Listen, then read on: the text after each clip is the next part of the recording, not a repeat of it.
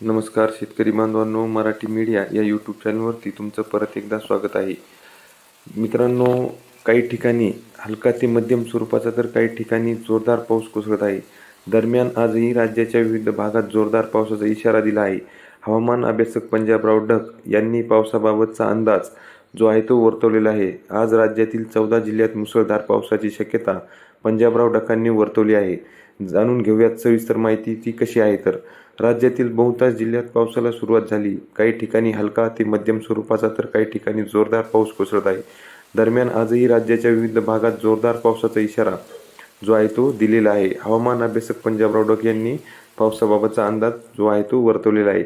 आज राज्यातील 14 जिल्ह्यात मुसळधार पावसाची शक्यता पंजाबराव ढगांनी वर्तवली आहे. जाणून घेऊयात सविस्तर माहिती ती कशी. पंजाबराव ढग यांनी दिलेल्या माहितीप्रमाणे राज्यात 14 जूनपर्यंत दररोज भाग बदलत पाऊस पडणार आहे.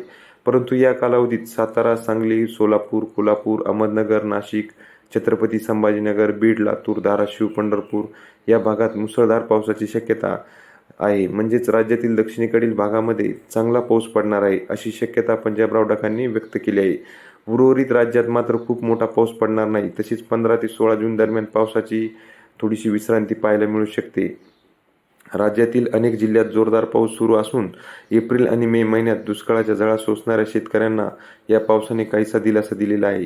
सोलापूर, धाराशिव, रायगड, रत्नागिरी, जालना, परभणी, लातूर, बुलढाणा या जिल्ह्यात 2 ते 3 दिवसापासून जोरदार पावसानं हजेरी लावली आहे. तुफान बरसलेल्या पावसामुळे जिल्ह्यातील सर्वच नदी बंधारे तुडुंब भरून वाहत आहेत.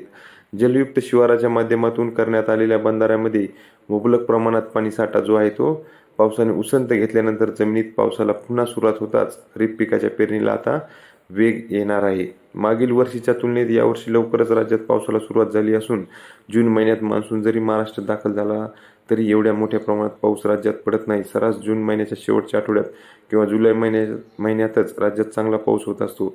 यावेळी मात्र जून महिन्याच्या सुरुवातीला जोरदार पावसानं हजेरी लावली आहे. त्यामुळे शेतकऱ्यांमध्ये आनंदाचं वातावरण पाहायला मिळत आहे. नदी नाले भरून वाहत आहेत. दुसरीकडे धरणामधील पाण्याची पातळी हळूहळू वाढत असल्याने चित्र पाहायला मिळत आहे. त्यामुळे शेतकऱ्यांच्या शेती कामाला आता जो आहे तो वेग आलेला आहे.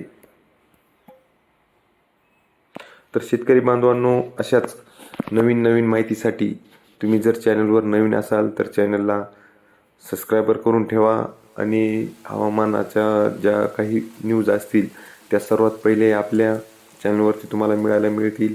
ज्या काही शेतकऱ्यांसाठी आपण योजनेची माहिती अपलोड करत असतो ती सर्व माहिती आपल्या चॅनलच्या माध्यमातून तुम्हाला जी आहे ती सर्वात अगोदर भेटत असते. तर तुम्ही ही माहिती कशी वाटली, तुम्हाला ही माहिती आवडली असेल तर व्हिडिओला लाईक करा आणि अशाच नवीन माहितीसाठी चॅनलला मात्र सबस्क्रायबर करायला अजिबात विसरू नका. धन्यवाद.